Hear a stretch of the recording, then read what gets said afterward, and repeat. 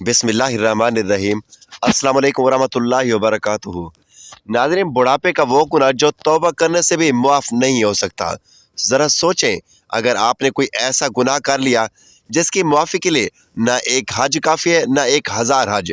अगर आपने 100 बार नहीं बल्कि 10,000 बार अल्लाह के हज़ूर गिड़गिड़ा कर तौबा की, लेकिन फिर भी वो गुनाह मुआफ़ ना होगा, तो क्या बनेगा? आप ज़रा तसव्वुर करें।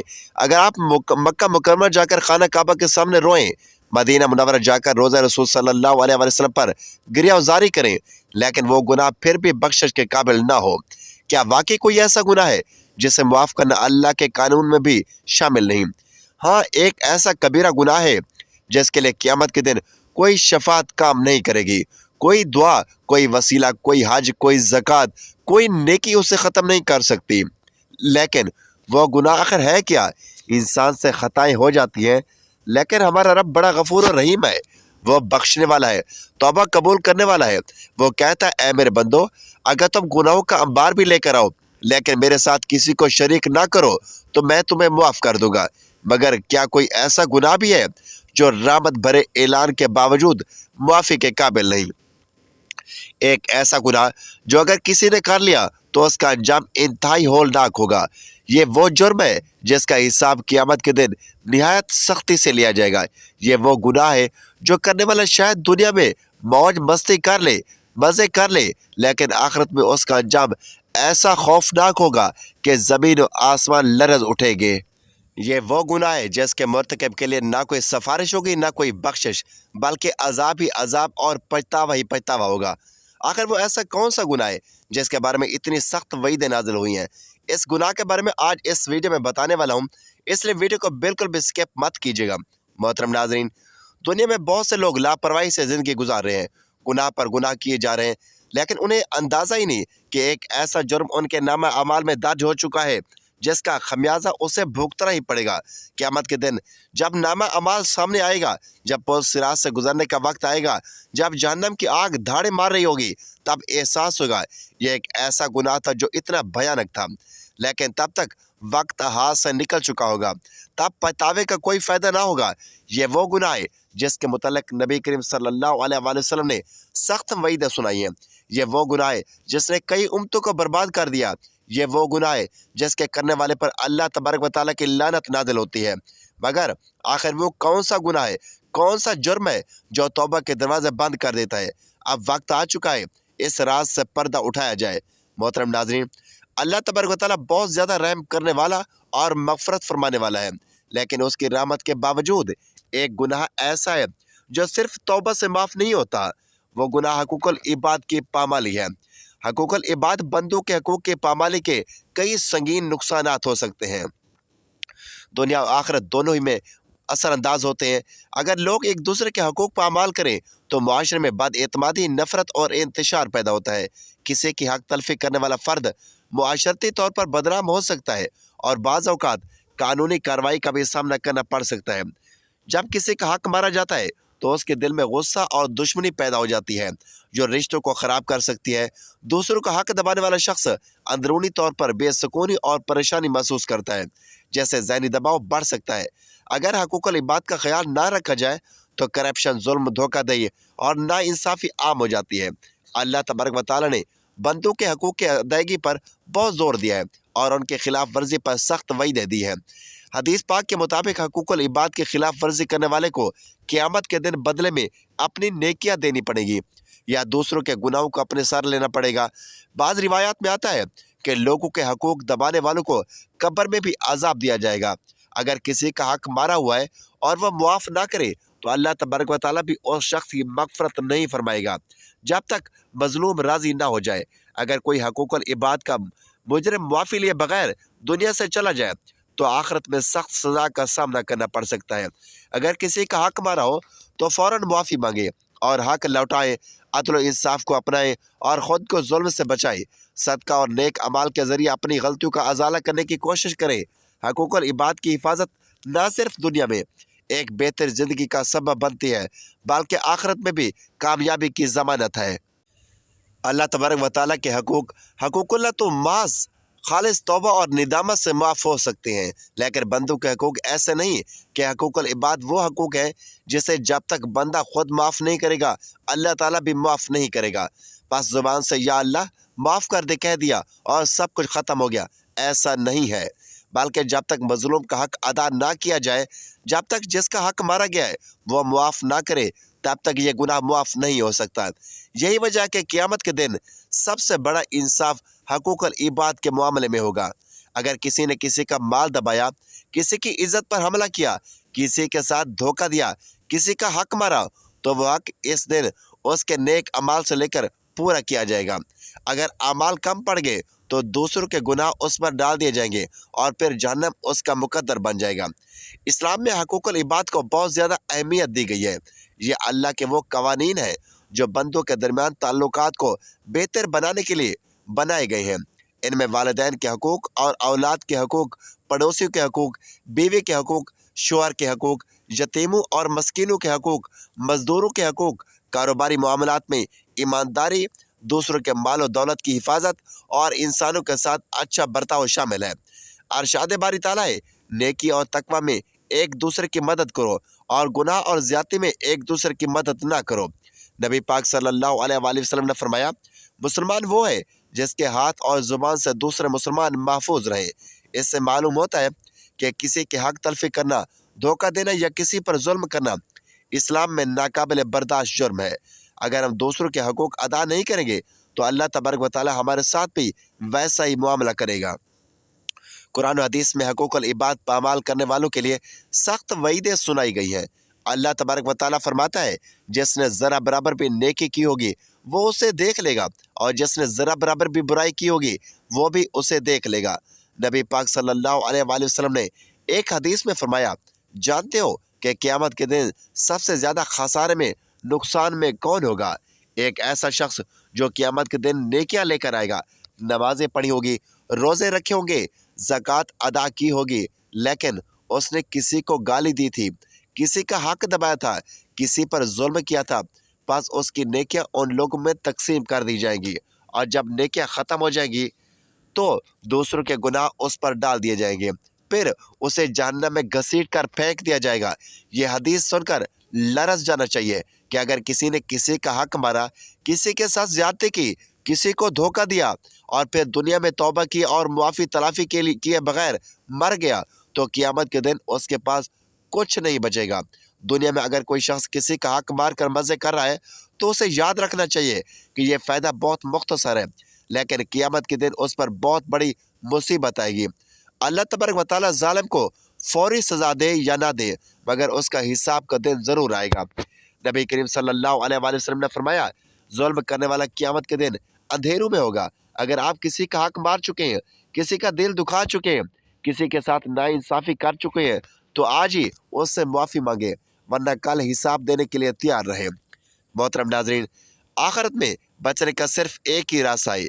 ये बात हमें याद रखनी चाहिए कि अल्लाह तबारक व तआला के हकूक़ तो तौबा से ही माफ़ हो सकते हैं, लेकिन बंदों के हकूक़ जब तक अदा नहीं किए जाएंगे माफ़ नहीं होंगे। अगर हम चाहते हैं कि क़यामत के दिन ज़िल्लत और रुसवाई से बचें तो हमें आज ही अपने मामलात दुरुस्त करने होंगे। जिसका हक़ मारा है उसे लौटा दे, अगर माली नुकसान दिया है तो पूरा करें, अगर किसी को तकलीफ़ दी है तो मुआफ़ी मांगे, अगर किसी के बारे में झूठ बोला है तो उसकी इज़्ज़त बहाल करें, अगर किसी के साथ ज़्यादती की है तो अल्लाह तबारक व तआला से नहीं बल्कि उस शख्स से माफ़ी मांगे। ये वो गुनाह है जो इंसान को सीधा जहन्नम की तरफ ले जा सकता है और कोई भी इबादत, कोई भी हज, कोई भी सदका उसे नहीं मिटा सकता जब तक कि हकदार खुद मुआफ़ ना कर दे। इससे पहले कि क़यामत का दिन आ जाए, आज ही अपने गुनाहों का हिसाब करें। हकूक़ुल इबाद अदा करने के दो बड़े फ़ायदे। हकूक़ुल इबाद अदा करने का सबसे पहला और बड़ा फ़ायदा यह है कि इंसान दुनिया में इज़्ज़त और सुकून हासिल करता है। जो शख्स दूसरों के हकूक़ अदा करता है वह मुआशरे में एक बावकार और मुअज़्ज़ज़ इंसान बन जाता है। लोग उस पर भरोसा करते हैं, उससे मोहब्बत करते हैं और उसके लिए दुआ करते हैं। नबी करीम सल्लल्लाहु अलैहि वसल्लम ने इरशाद फरमाया, लोगों में सबसे बेहतर शख्स वो है जो दूसरों को नफ़ा पहुँचाए। जो इंसान दूसरों के साथ अच्छा बर्ताव करता है, उनके हक़ अदा करता है, वो कभी बेसुकूनी का शिकार नहीं होता, बल्कि उसके दिल को रूहानी सुकून नसीब होता है। अल्लाह तबारक व तआला उसके रिज़्क़ में برکت دیتا ہے، اس کی مشکلات کو آسان کرتا ہے اور اسے لوگوں کے دلوں میں عزت عطا کرتا ہے۔ حقوق العباد ادا کرنے کا دوسرا بڑا فائدہ آخرت میں کامیابی اور جنت کا انعام۔ حقوق العباد ادا کرنے کا سب سے بڑا فائدہ یہ ہے کہ یہ آخرت میں کامیابی اور جنت میں داخلے کا ذریعہ بنتا ہے۔ نبی کریم صلی اللہ علیہ وآلہ وسلم نے فرمایا، جو شخص اپنے بھائی کی پریشانی دور کرے گا، اللہ تبارک و تعالیٰ قیامت کے دن اس کی پریشانی دور فرما دے گا۔ اگر کوئی شخص دوسروں کے حقوق ادا کرتا ہے، کسی پر ظلم نہیں کرتا، کسی کا حق نہیں مرتا، تو قیامت کے دن اس کا حساب بہت آسان ہوگا اور وہ بغیر کسی رکاوٹ کے جنت میں داخل ہوگا۔ برعکس اس کے کہ جو لوگ حقوق العباد کو نظر انداز کرتے ہیں، وہ قیامت کے دن شدید خسارے میں ہوں گے۔ اس لیے جو شخص جنت میں اعلیٰ مقام چاہتا ہے، اسے چاہیے کہ وہ دوسروں کے حقوق ادا کرنے میں کبھی کوتاہی نہ کرے۔ حقوق العباد قرآن و حدیث کی روشنی میں اسلام ایک مکمل ضابطہ حیات ہے جو انسان کی زندگی کے ہر پہلو کا احاطہ کرتا ہے۔ اس دین میں جہاں عبادات کا اہتمام ہے، وہاں معاملات اور اخلاقیات کو بھی غیر معمولی اہمیت دی گئی ہے۔ قرآن و سنت میں دو طرح کے حقوق کی بات کی گئی ہے، حقوق اللہ یعنی اللہ تعالیٰ کے حقوق اور حقوق العباد یعنی بندوں کے حقوق۔ دونوں کی ادائیگی لازم ہے، مگر بعض مواقع پر حقوق العباد کو فوقیت دی گئی ہے کیونکہ اللہ تعالیٰ اپنے حقوق معاف فرما سکتا ہے، لیکن بندوں کے حقوق بغیر ان کی معافی کے معاف نہیں ہوتے۔ حقوق العباد کی اہمیت۔ رسول اللہ صلی اللہ علیہ وآلہ وسلم نے ارشاد فرمایا، کیا تم جانتے ہو مفلس کون ہے؟ صحابہ نے عرض کیا، وہ شخص جو نہ درہم رکھتا ہو نہ دینار۔ آپ صلی اللہ علیہ وآلہ وسلم نے فرمایا، میری امت کا مفلس وہ ہے جو قیامت کے دن نماز، روزہ اور زکوٰۃ لے کر آئے گا، مگر اس نے کسی کو گالی دی ہو، کسی پر بہتان باندھا ہو، کسی کا مال کھایا ہو، کسی کا خون بہایا ہو، کسی کو مارا ہو، تو اس کی نیکیاں ان مظلوموں کو دے دی جائیں گی، اور جب اس کے پاس نیکیاں نہ بچیں گی تو ان کے گناہ اس پر ڈال دیے جائیں گے اور اسے جہنم میں ڈال دیا جائے گا۔ بحوالہ صحیح مسلم۔ یہ حدیث اس بات کو واضح کرتی ہے کہ عبادات کے باوجود اگر حقوق العباد کی پامالی کی گئی ہو تو انسان کا انجام بدترین ہو سکتا ہے۔ قرآن میں حقوق العباد۔ قرآن مجید میں کئی جگہوں پر حقوق العباد کا ذکر آیا ہے۔ چند مثالیں درج ذیل ہیں۔ نمبر 1، والدین کے حقوق۔ اور ہم نے انسان کو اپنے والدین کے ساتھ حسن سلوک کرنے کی وصیت کی ہے۔ باوالہ سورۃ لقمان آیت نمبر 14۔ نمبر 2، یتیموں کے حقوق۔ اور یتیم کے مال کے قریب نہ جاؤ مگر اس طریقے سے جو بہترین ہو۔ باوالہ سورۃ الانعام آیت نمبر 152۔ نمبر 3، پڑوسی کے حقوق۔ اور اللہ کی عبادت کرو اور اس کے ساتھ کسی کو شریک نہ ٹھہراؤ، اور والدین کے ساتھ حسن سلوک کرو، اور قرابت داروں، یتیموں، مسکینوں، قریبی ہمسایہ، دور کے ہمسایہ، پہلو کے ساتھی، مسافر اور تمہارے غلاموں کے ساتھ بھی۔ باوالہ سورۃ النساء آیت نمبر 36۔ نمبر 4، تجارت اور انصاف۔ پیمانہ اور ترازو انصاف سے پورا کرو، ہم کسی جان پر اس کی طاقت سے زیادہ بوجھ نہیں ڈالتے۔ باوالہ سورۃ الانعام آیت نمبر 152۔ حدیث میں حقوق العباد۔ رسول اللہ صلی اللہ علیہ وسلم کی زندگی حقوق العباد کی عملی تفسیر تھی۔ آپ کی تعلیمات میں درج ذیل پہلو نمایاں ہے۔ نمبر 1، خدمت خلق۔ تمام مخلوق اللہ کا کنبہ ہے، بس اللہ کو وہی شخص زیادہ محبوب ہے جو اس کے کنبے کے ساتھ اچھا سلوک کرے۔ نمبر 2، پڑوسی کا خیال۔ جب حضرت جبرائیل مجھے پڑوسی کے بارے میں اتنی وصیت کر رہے تھے کہ میں نے سمجھا کہ اسے وارث بنا دیں گے۔ باوالہ صحیح بخاری و مسلم۔ نمبر 3، مسلمان کا حق مسلمان پر۔ مسلمان پر مسلمان کے 6 حقوق ہیں: سلام کا جواب دینا، دعوت قبول کرنا، نصیحت کرنا، چھینک کا جواب دینا، عیادت کرنا اور جنازے کے ساتھ جانا۔ باوالہ صحیح مسلم۔ نمبر 4، جھوٹ اور دھوکہ دہی کی ممانعت۔ جس نے دھوکہ دیا وہ ہم میں سے نہیں۔ باوالہ صحیح مسلم۔ حقوق العباد کی اقسام۔ حقوق العباد کو مختلف زمروں میں تقسیم کیا جا سکتا ہے۔ نمبر 1، انفرادی حقوق، جان و مال کا تحفظ، عزت و آبرو کی حرمت، آزادی رائے اسلامی حدود کے اندر۔ نمبر 2، خاندانی حقوق، والدین کے حقوق، بچوں کے حقوق، شوہر اور بیوی کے حقوق۔ نمبر 3، سماجی حقوق، پڑوسیوں کے حقوق، یتیموں اور مسکینوں کے حقوق، مسافروں اور غلاموں کے حقوق۔ نمبر 4، معاشی حقوق، مزدور کا حق، تجارت میں انصاف، زکوٰۃ و صدقات کی ادائیگی، حقوق العباد کی خلاف ورزی اور اس کا انجام۔ اسلام میں کسی کا حق ماننا، دھوکہ دینا یا کسی کو تکلیف دینا سخت گناہ شمار ہوتا ہے۔ रसूल अल्लाह सल्लल्लाहु अलैहि वसल्लम ने फरमाया, जिस किसी ने अपने भाई पर जुल्म किया हो माल या इज्जत में, तो आज ही उससे माफ़ी मांग ले, इस दिन से पहले कि जब न दीनार काम आएगा और न दिरहम। बावन सही बुखारी। हदीस इस बात की गवाही है कि क़यामत के दिन इंसान सिर्फ अपने अमाल के साथ आएगा, और किसी के साथ जुल्म किया होगा तो उसकी नेकियों से बदला लिया जाएगा। इस्लामी रियासत और हकूक़ुल इबाद। इस्लामी रियासत की बुनियाद भी हकूक़ुल इबाद के तहफ़्फ़ुज़ पर रखी गई है।